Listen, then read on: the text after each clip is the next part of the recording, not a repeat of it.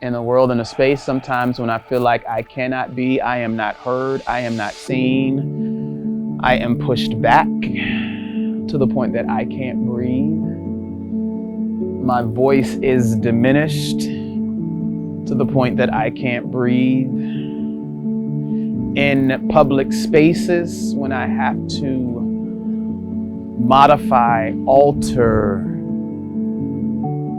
my voice and what I have to say, I feel like I can't breathe. In professional spaces where I want to stand up and I want to express who I am and how I am, I feel like I can't breathe, having to always sort of police myself from not being policed by others, literally the police or the policing in institutions, educational institutions, professional institutions, private institutions. I can't breathe.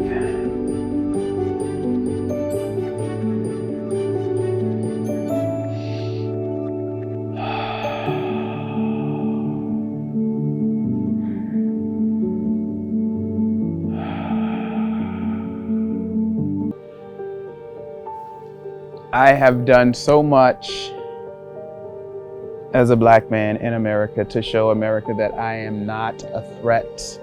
I am not a menace to society. I have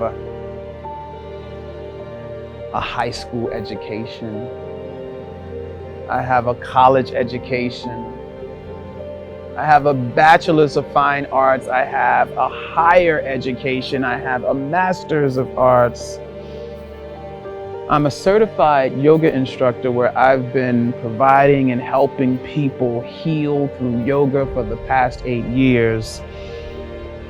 But I step outside my door and all of that does not matter, because when I am stereotyped, profiled as just another Black body, none of my accomplishments or accolades matter. And I can't breathe because none of that matters. Yes, it's like physically someone has their claws around my throat. Physically, there's a knee on my neck, or physically there's a knee pushing into my back, or physically there is a knee on my chest, compressing me deeper and deeper, as if this Black body was a corpse 6 feet under. That's how I feel sometimes. I can't breathe.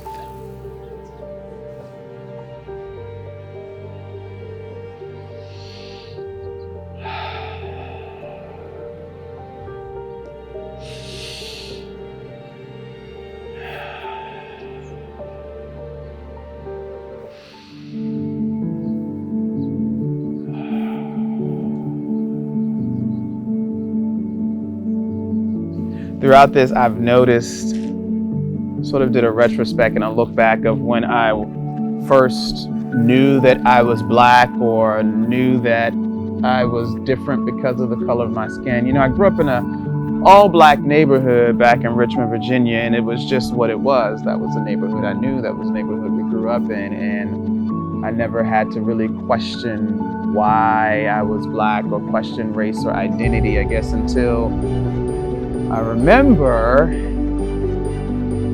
going to elementary school to the west side or the west end of Virginia, where there were predominantly white people, more affluent people living on that side of town. But this one particular school is called Mary Mumford Elementary on the west end, and I used to get excited to go there because it was something different. I'm saying I'm in a different part of the neighborhood. You know, I'm seeing different people who don't look like me. Again, not aware of race or anything. They just have a different pigment or a different color, a different shade of skin. And I remember at that school, there were 2 girls, twins, 2 sweet little white girls named Meredith and Hayden. my bestest of friends, and they would be so excited to see me at school. I would be so excited to see them. And I remember we would all play on monkey bars and just have the best of times in class, at recess. And I also had another friend named Arlie, who now again in retrospect, I can see that Arlie was a more affluent black at that time. He came from a more affluent black family. Because they also lived on the West End. And you didn't live on the West End unless you were more affluent and had a little more money. And again, in retrospect back, I remember Arlie was different from my friends on the north side where I lived. And not different in a bad way, he was just different, and I liked that. And I remember he would invite me over to his house, and I was so excited because I was on the West End. And then I remember that, hey, he and his family are the only black people in this neighborhood. I guess at that point is when I started to think more about color and perspective of good and bad, who has more, who has less. But again, in retrospect, I remember being invited over to Arlie's house, and I loved it. I loved it. It was such a different experience from my experience with my friends on the north side, which was a lot of fun, but we also had a lot of crime and violence that we had to look out for and be aware of. And then I remember as a little boy wondering why I was never invited to Hayden and Meredith's house. I never questioned that as a little boy until lately, when the world started to wake up with the murder of George Floyd, when the world started to wake up and to really start to talk about race, and me as a black person really having to address where did racism or racial identity start for me. And yeah, I'm looking back, and it was when I was a kid, and the fact that I was never invited over or never even met Meredith and Hayden's parents.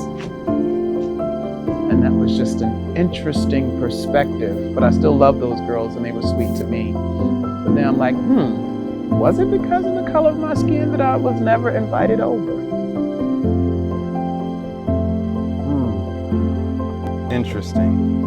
Interesting, but my parents always taught me to treat people with respect. Just let people be who they are. Treat people with kindness. There was never a conversation of black, white. It was just treat people with respect, regardless of the color of their skin.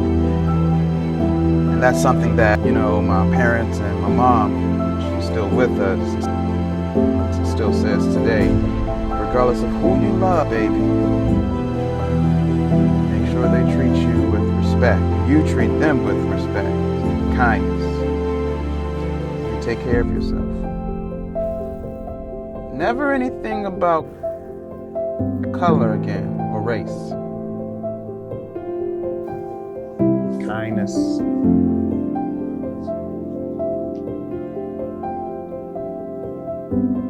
And when I think about life in that way, I feel an exhale, I feel a release, I feel like I can breathe.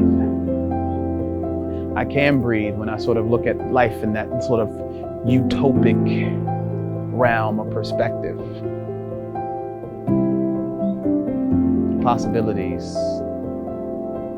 So right now I feel like, yes, I can't breathe, but I'm having hope that I'm being resuscitated back to life. We got some CPR going on right now in the universe, giving breath, giving life back to everyone in this planet. See, the world's been on life support for a long time.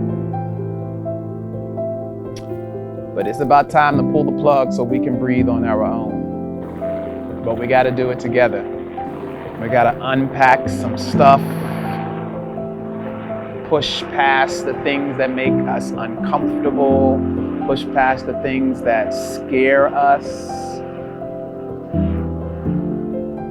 so that we can pull the plug collectively, so that we all can breathe on our own.